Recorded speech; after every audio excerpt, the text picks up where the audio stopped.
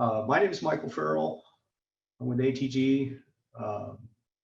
We're going to talk about Civil 3D and the conditional assemblies. So I'm not going to bore you too much with the PowerPoint. I'm going to try to show you a couple of slides real quick and talk about conditional assemblies inside Civil 3D, your corridor model, and see how you might be able to put them into your workflow. So we're going to spend a little bit of time with the slides, and then we'll get right into applying the tool and taking some questions about the how and the why.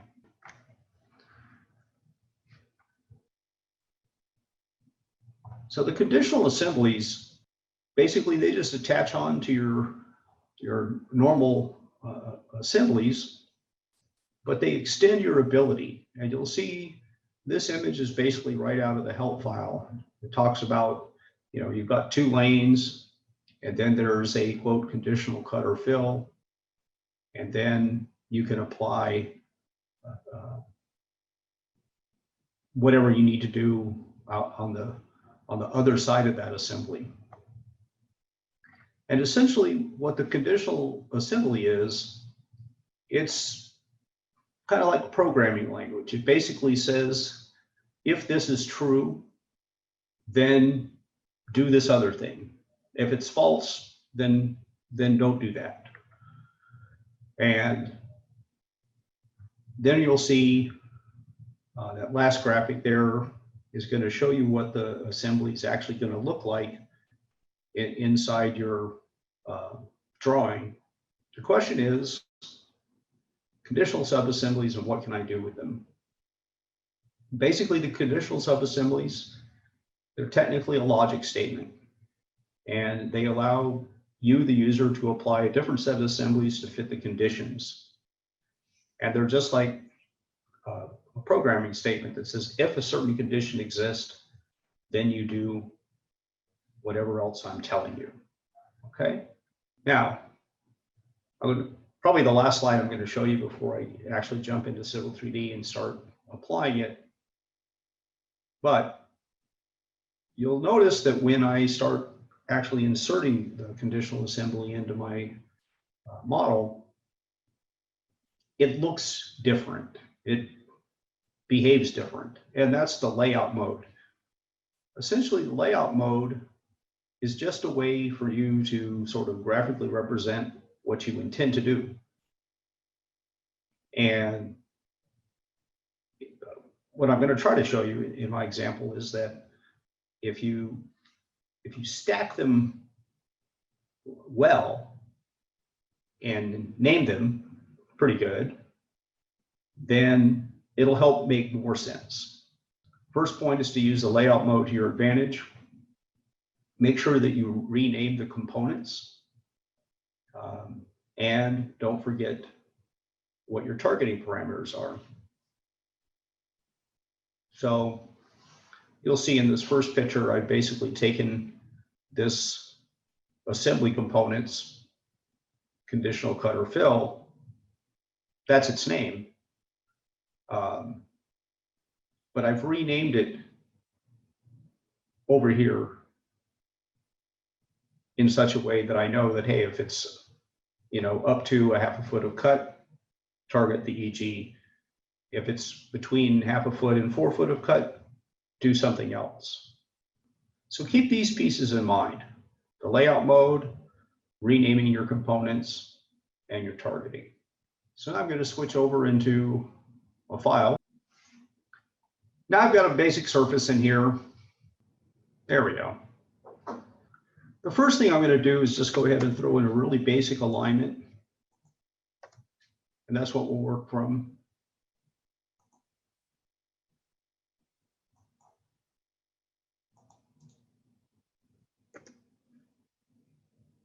Okay, this is just a basic alignment.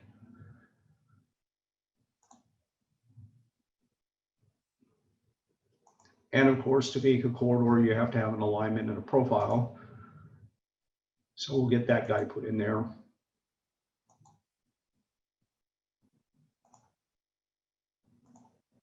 Okay.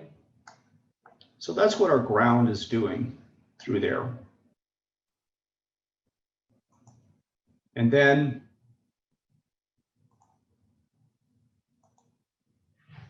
we have to have our proposed.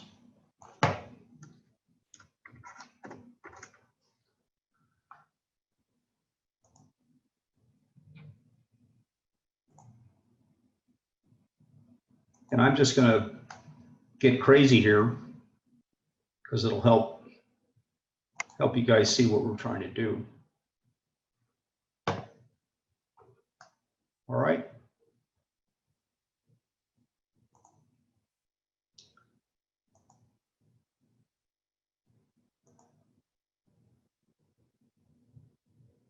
This is just a typical assembly.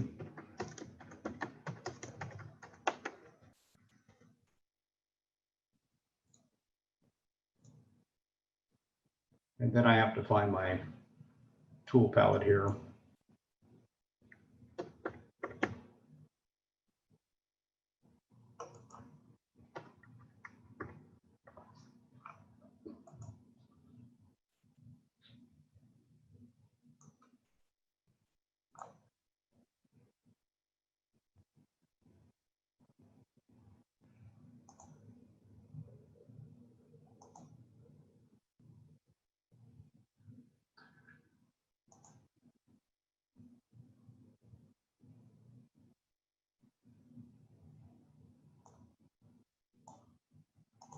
Okay. Special case.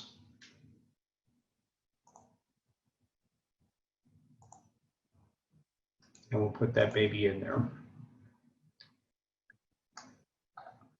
And we're not even going to get too crazy about sidewalks or curb and gutter. But we look at our standard daylight operation, or even a generic link.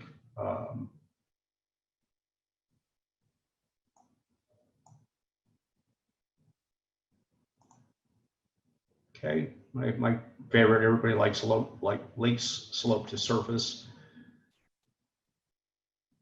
And we'll put that there.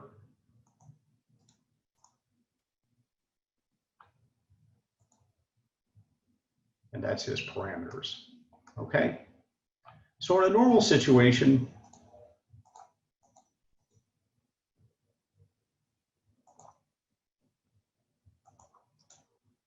that's what our assembly looks like.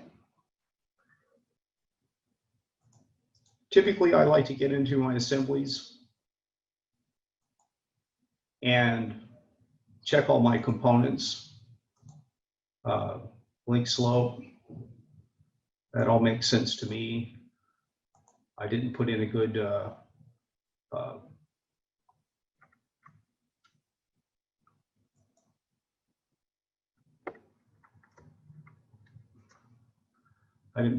slope there, and I didn't put in a good slope there.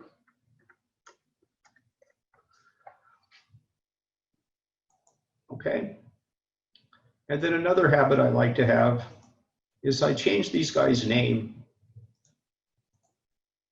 for the surface or alignment that I need to target.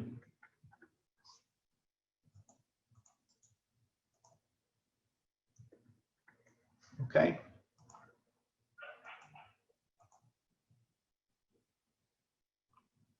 And then we'll apply that within a corridor.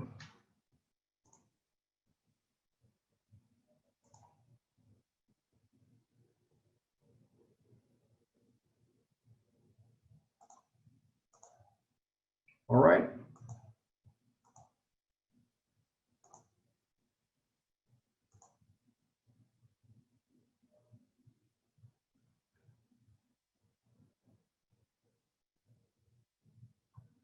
So you can see we've got a little cut and fill going on where we came off of this this dip.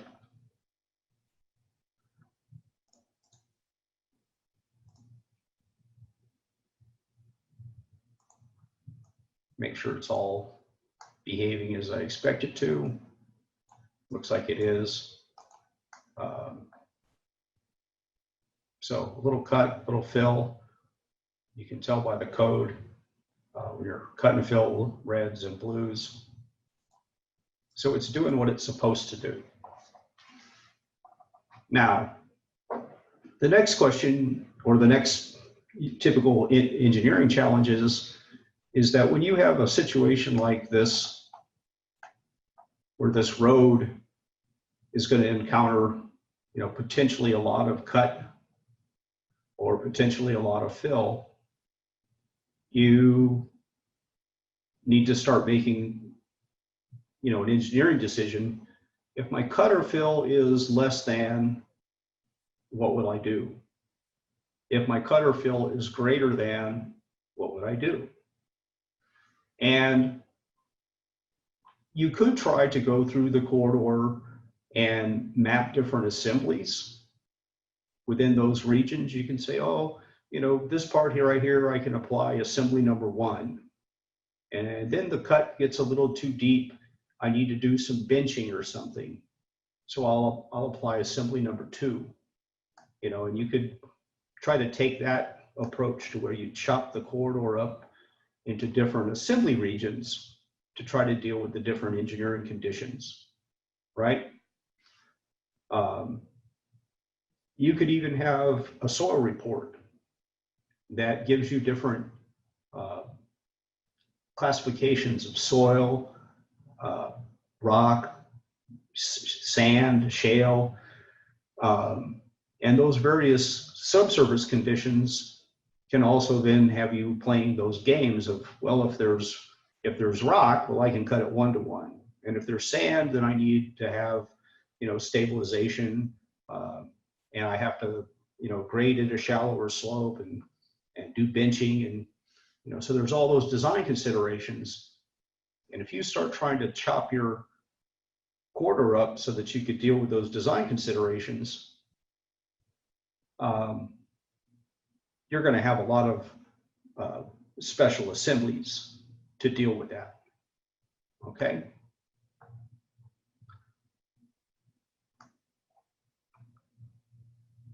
I'm just going to take these pieces away.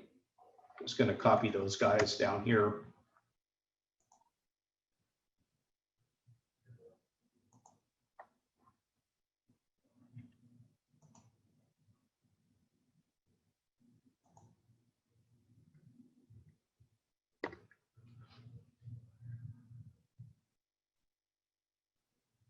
And then we're going to talk about the conditional assembly, okay? And those guys are right here. They basically come in 2 flavors. You have a conditional cut or fill, and you have a conditional horizontal target. Essentially, they perform the same function, but different. This one, as the name implies, is looking for a grading situation. This one is more looking for an alignment. So if it finds an alignment within a particular physical distance from the baseline, then it will apply the subassembly attached to it. Okay, so I'm going to try to use probably the easiest one first. And if we generate some questions, feel free to go ahead and, text something in there and say, oh, how is that working? How would I use that? And we'll try to answer those as they go along. So first, I'm going to use the conditional cut or fill.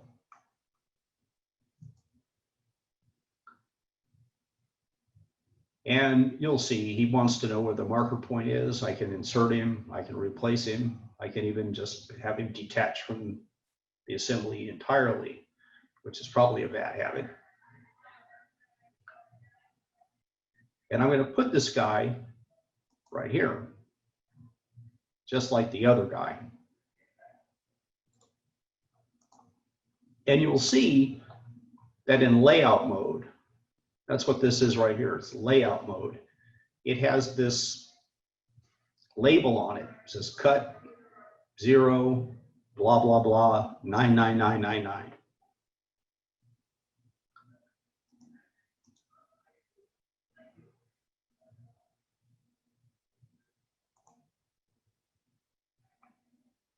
This is where you start putting in your engineering decision. So I'm going to rename this cut 0 through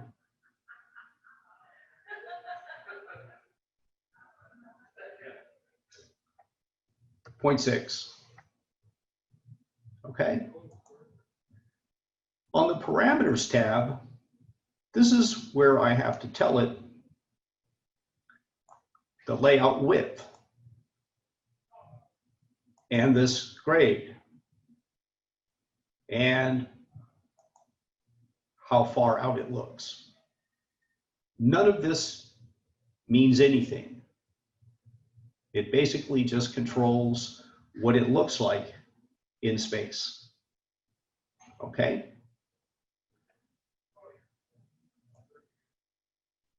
So when it's cut, we're going to do something, and you'll see your option is either cut or fill.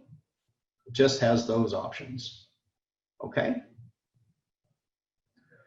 So the cut condition, if we're up to 1/2 foot, and you can even control this. This just lets you visually see where this subassembly is within the assembly. Okay? So I can just, put anything in there, and it's just going to change visually how it looks in layout mode. Okay? But you can use this information as sort of a guide. So now it's telling me that this guy does something, right or wrong, when the cut is between 0 and 0.5. Or actually I said 0.6, so I should read my notes a little better. Anyway, so in this situation, if the cut is between 0 and 6, then you can go ahead and actually just put in a normal, you could use a daylight object, or again, your generic links, and just say link to surface.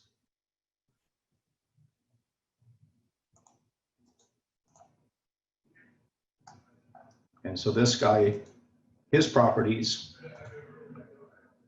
from 0 to 6,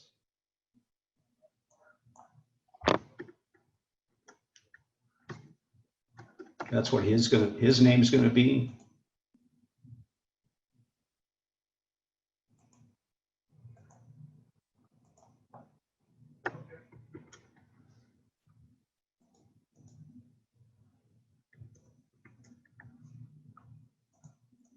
And he has a choice, cut or fill, or just cut, because that's what I told him to do.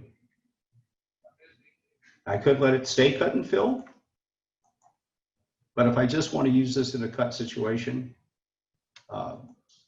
only cut.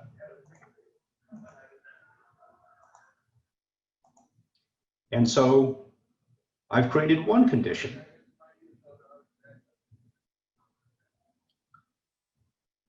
The next condition, and this guy gets attached right there, same place. And you'll see, again, it comes in with that same layout text. So I have to change his parameters as well.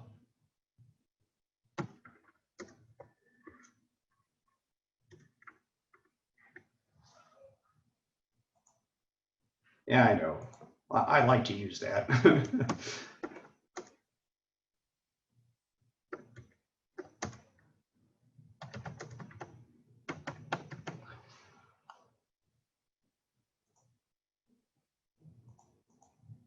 So again, he's only in cut. And you can use this grade and this distance information to your advantage. You know, what if we were just going to do this up until 9 feet or 4 feet?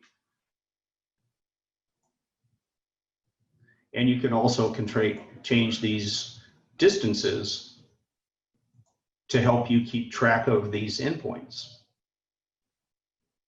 So these parameters, this layout mode parameter, is just a way to help you, one, sort of leave a mental note for yourself about what's going on here, and two, to keep this connection point in a place that makes sense.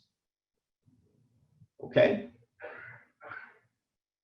So we go ahead and apply that. And you'll see even this generic link over here, you know, layout mode. He's just showing us the slope. So we'll use those same generic links. And in this case, if it's between 0 and 4, our soil conditions are such that actually I want to use a little bit different one there.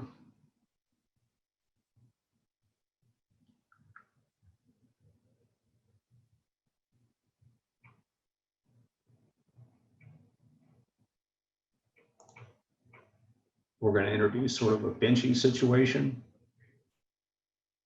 So we'll put that guy on there.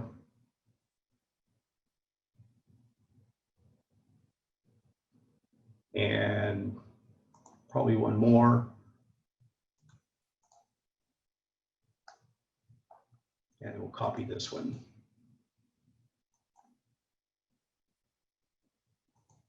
So he's still going to look for EG at that slope. But here we're going to introduce a little bit of a benching situation.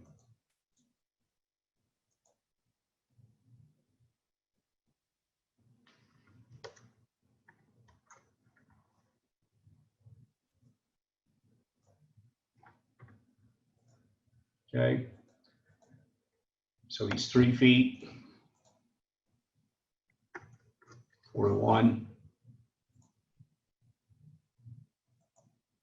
Okay. And this next guy will be our little bench.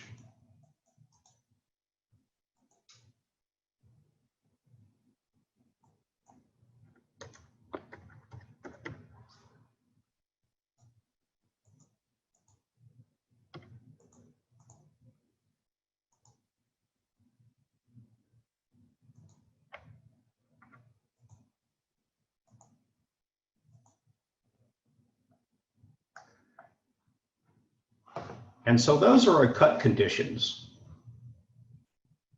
And you basically do the same thing for any of your fill parameters. And you can go ahead and, you know, grab these guys all up. But before I do that, let me make sure I've done my little housekeeping on here.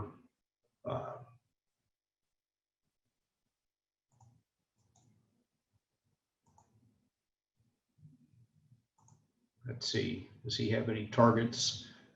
No. Okay, good. And I think this guy's already good from before. He already knows to look for EG.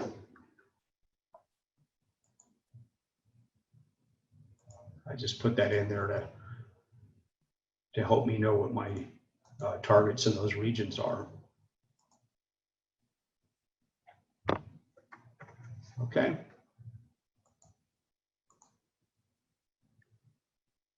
And then I'd be free to mirror those over to the other side.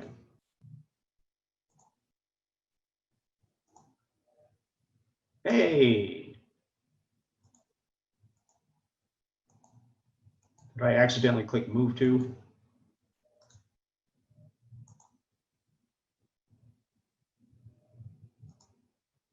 Okay. So those are our cut conditions. And then you'd go through a similar process for any of your fill conditions. So you'd have your conditional assembly, over here.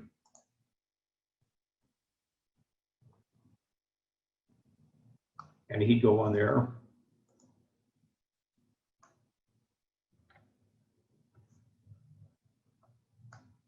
And you'll see that now my layout parameters, because I didn't change this guy, the one underneath, it's still under there. You see him right there.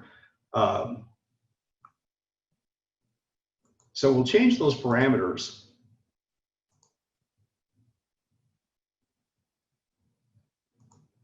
This guy's name, this is my field condition, and you'll see he changes. I can use this to my advantage.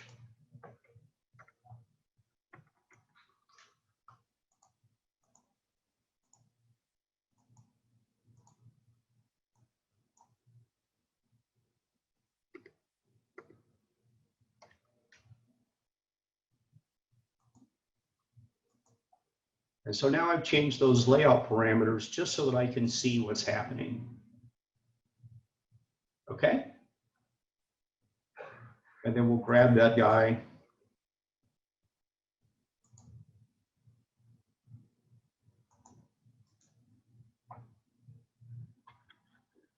And change his properties as well.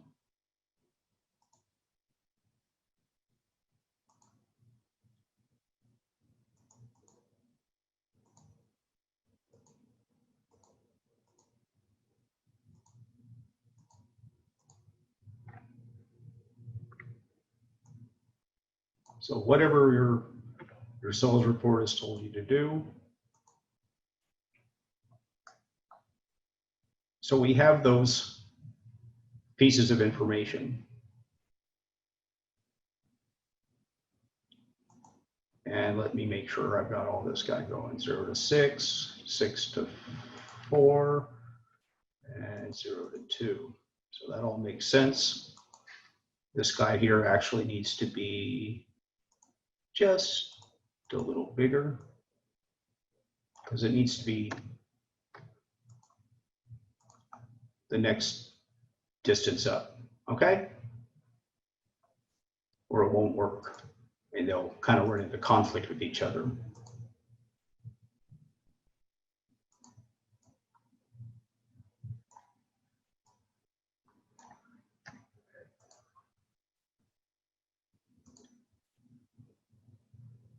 All right, and I can apply that guide to the other side as well.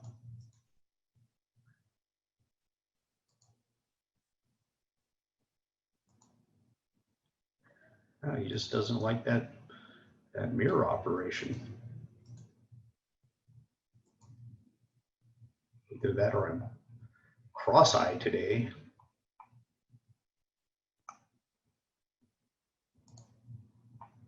Okay, so there's our assembly. It's starting to look a little bit like a spider crab. And you can stack as many of them out there as you need to address all the different conditions along your proposed roadway. And not only that, not only can you stack as many as you need here, you can actually take these and extend them out and out and out, further and further away from your baseline. So they're practically limitless. The only challenge, and this is the challenge that I heard when I first started to use them, is that if you don't use these layout parameters to your advantage, they start just stacking up on top of each other and you can't read them. So that takes us back to this slide here. I'm not sure if I'm sharing this or not.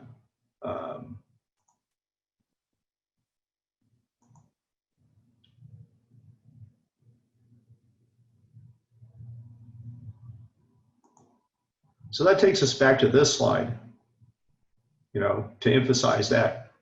Use that layout mode to your advantage. Make sure you rename those components to fit their purpose, and make sure that you indicate what your targets are supposed to be. All right. And then somewhere here, I have a drawing. It has all my good stuff in it. So here they are. Here he is. And then we'll go ahead and put him to work in this region. So I'm going to grab that corridor and I'll chop it up. We keep our normal assembly right here. And we'll put our special assembly in this other region. And I didn't have to do that. I mean, I don't even know why I was doing that. So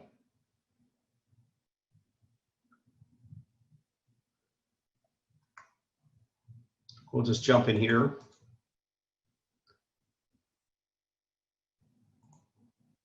And we'll swap out that kind of dumb assembly that I threw in there.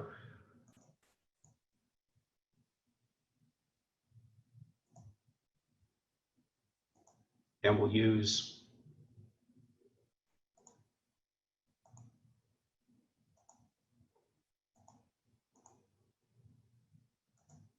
that guy. I'm going to change my frequency so we can see where some of this stuff is happening maybe a little better. Okay. And then we'll go visit the targets for my region.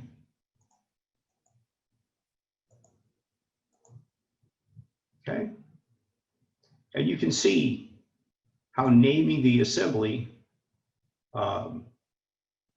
gives you a visual clue about what's happening. All right. And then nothing else is happening over here. This guy doesn't need any targets. He's going to do what I told him to do. So they're fine. And even if they were targeting another alignment, it still wouldn't get in the way of the conditional doing its job.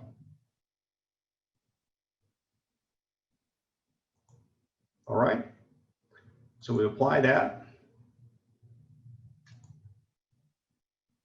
We let it cook.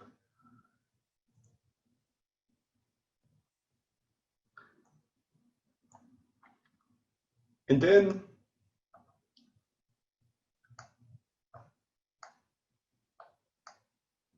if I had any of that crazy depth going on, you'd see the assemblies really start to work.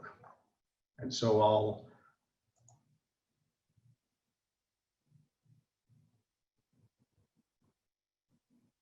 probably modify my profile here in a moment so you can see all that magic happening. Just want to make sure I'm targeting the right profile. And I'm not. So that's why we're not seeing what we're looking for. So there you go. Now you can see that in those areas where the cut was that 0 to 5, everybody's happy. When it's greater, you can see where it built the little bench.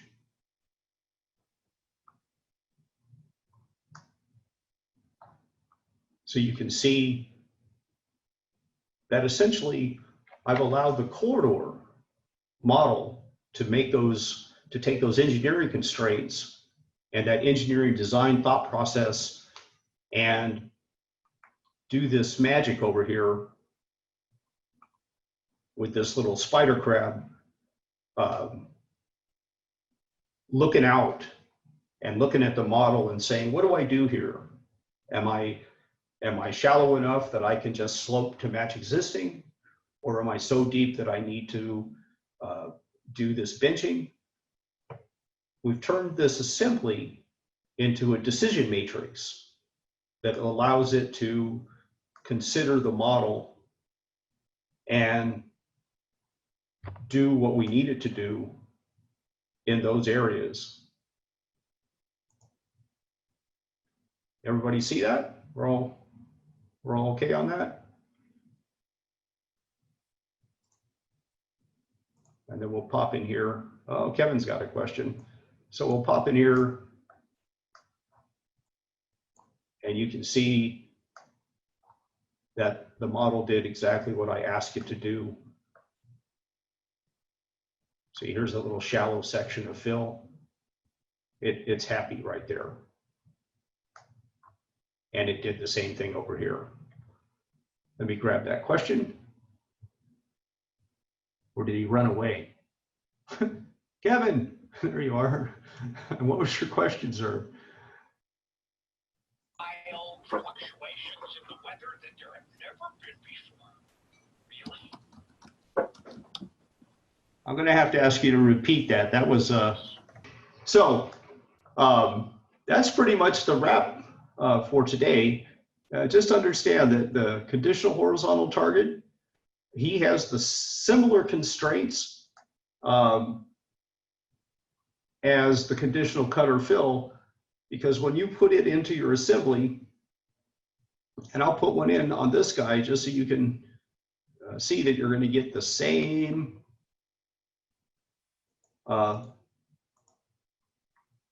layout mode. And they're all going to come in at this same position and angle. And so one of the first things that you have to do with these assemblies to make them usable for you is actually get into his properties and adjust these parameters. So he's going to look for a target. Yes. But what you can put in there, it's either found or not found. So when it finds, and this guy, you'd actually have to give him a name so he makes some sense. If this thing is looking for your bike path alignment, and you'd put that in there, that the bike path needs to be, you know from your design parameters that bike path alignment is never going to be more than 45 feet from your baseline. And typically, it's going to be within that range of quote 0 to 45. Maybe the bike path's closer. And you can even put this in so that you know that typically it's 15 feet over. And you're going to slope up at 2 to 1. That's just a graphic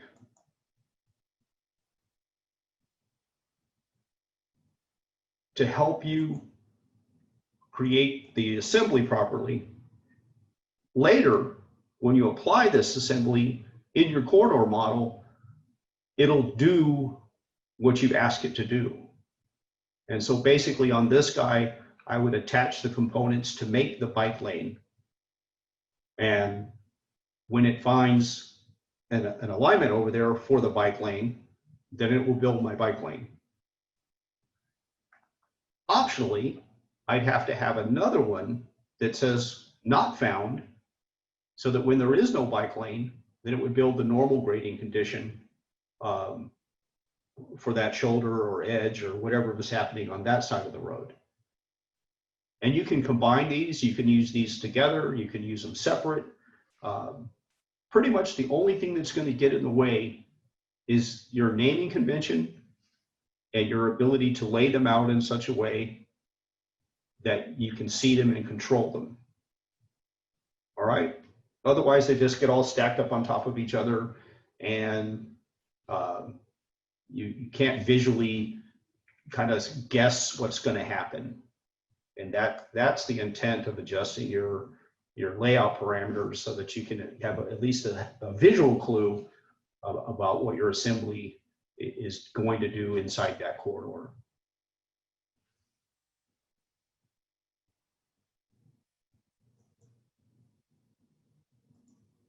So, pretty much back to this slide. single most important part of it. Use the layout mode, rename your components, and make sure you adjust your targets. Okay?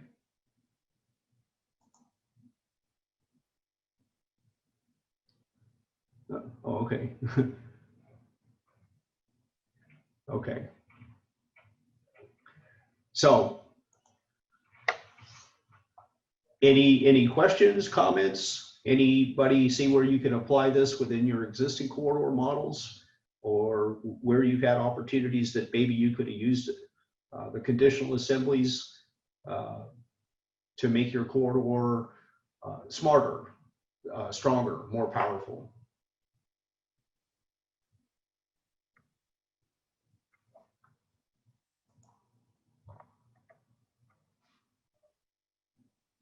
Okay. Well, hey guys, thanks for your time today. I look forward to any emails that you want to send my way. Further questions. Feel free. I think my email address was on your meeting invite. impharrell@atg.usa.com. And happy to help you if you have any questions with this as time goes on. The recording. I don't know. Sean, who's in here with us, can you confirm that basically the same meeting link will later take them to the recording?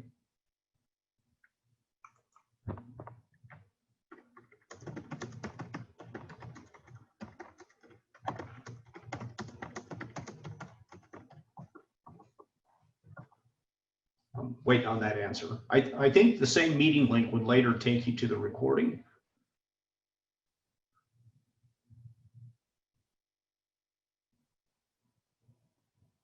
Okay, so everyone who signed up and everybody that attended today, you'll get an email with a link in it once they publish it.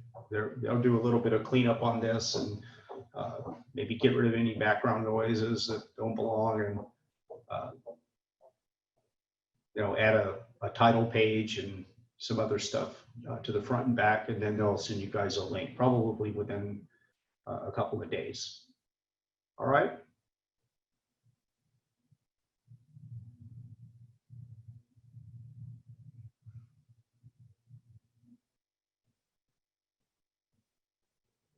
So I'm here just a few more minutes. If you have some questions, I'm happy to take those. Isn't that the way it goes? I've got somebody here saying they need this for their is that your current project or your next project that you can use this on?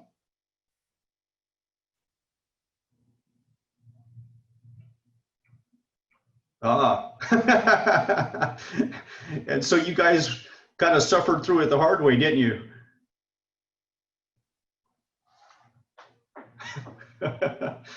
Well, break that thing out and kind of build some of these little spiders here, and let me know what you find out today. If you got a moment to pop in there and just sort of try it out.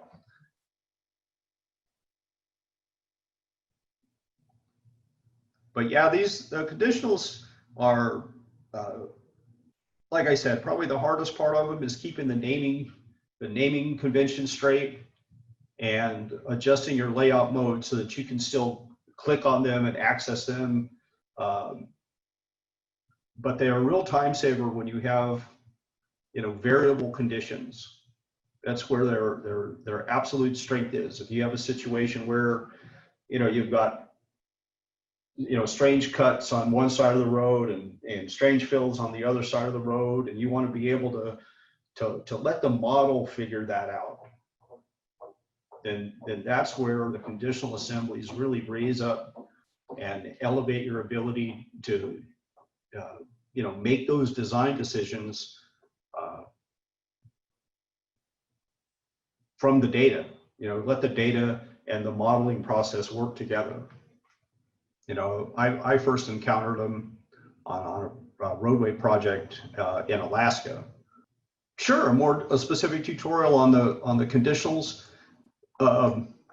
Again, the real trick, the absolute trick, is to understand that this graphic right here is only for your use. What a habit that I've used with them is to kind of be, I don't know, maybe the best a word is absurd. So if I have several of these conditionals over here, if I have this guy looking for the bike path, I'll just go over here and put in something crazy. See? Because that distance is meaningless. It's going to wait until it finds that offset alignment, and then it's going to do what I told it to do. And so the crazier you could be with putting these guys in to keep them separated, like the ones down below, that's the real trick of using layout mode. Layout mode can either hurt you, you know, if you don't change those parameters enough to where they're just literally like, you know, little pieces of sticky tape on top of each other, and I can't get to that one, and I can't get to that one, you just go mad. But sure, they let us pick and choose which topics we deal with on these small webinars. So you know, maybe I can just put together a similar, you know, set of data. Obviously, I'd need a few alignments over here and some different situations, but sure, that'd be easy enough to do one with the horizontals. But you know, I almost can't emphasize enough that use that layout mode to your advantage. The crazier the slopes and the links and stuff that you put on there, so that you can still see them and touch them and sort of visualize what they're going to do. Absolutely key, right? You see that now. So,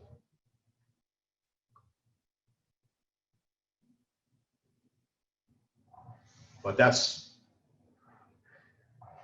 you know, probably the hardest part is in sometimes is just knowing what those parameters are and being able to say, well, we got this going on and this going on. Hey, that's when I need to use my conditionals.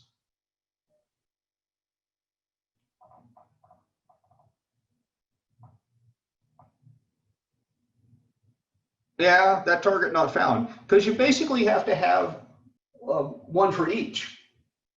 You know, if it doesn't find that, you know, if you're building a berm or a grader ditch, if you have a situation where it isn't that, then you always have to make sure that you cover the condition for when it isn't. You have to build them both. They go together. You have to have not found. If it's not found, what do I do? If it's found, hey. Anyway, guys, our hour's about up. Great questions, Jeremy. Like I said, they let us pick our own topics sometimes, and I'll try to set up a crazy situation. I mean, I've used it to put in depressed curbs wherever there are driveways along a corridor. So you have your normal corridor with your curb and gutter section, and then you find the driveway alignment, and it puts in a depressed curb where the driveway is. And that again is that situation where not found, put in a normal curb. Where it is found, put in a depressed curb. You know, you can't say either nor. You know, you've got to build them together. You got to say, this is found, do this. Not found, do something else. And like I said, feel free to email me, you know, any questions that you have about your corridors. Maybe at the start of a project, you could say, hey, what do you think of this? What should we do here? Does this make sense? I'm always happy to have those conversations. It's easier to bounce those ideas off before you get into the heat of production. It's kind of easier to have that conversation and kind of get your collection of assemblies together before you start modeling like a madman. Just okay, guys. Thanks so much.